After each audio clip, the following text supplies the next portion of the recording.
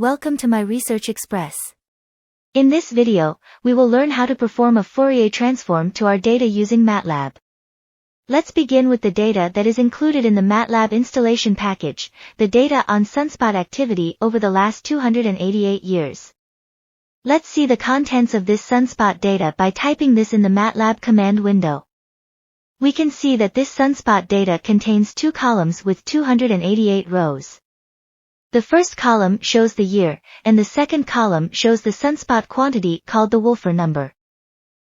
Let's consider a scenario where we aim to examine the fluctuations in sunspot activity spanning the past 288 years.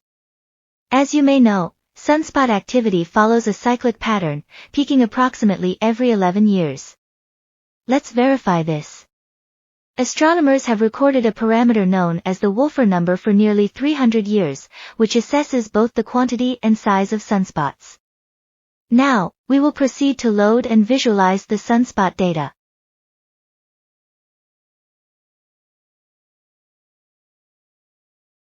Now take the FFT of the sunspot data by typing this and then pressing enter.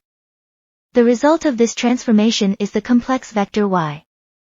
The squared magnitude of y is referred to as power, and when plotted against frequency, it forms a periodogram.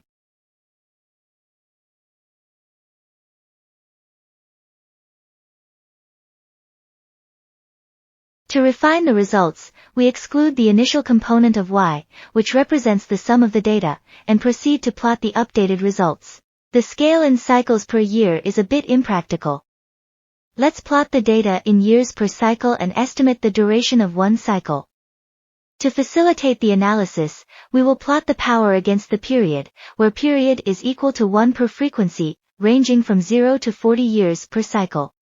Then, in order to determine the cycle more precisely, we can just type this.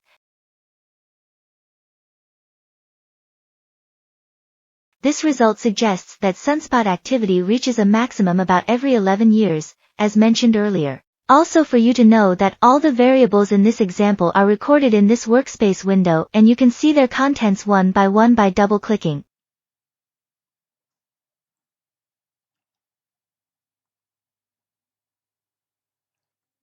Of course, this is just one example of the many applications of Fourier transform.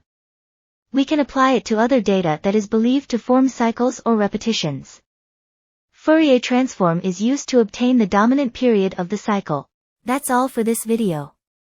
If you find this video useful and helpful, please support me by clicking the like and subscribe buttons. Don't forget to ring the bell so you don't miss the other learning videos from MyResearchXpress. Your gateway to data analysis mastery. Thank you for watching.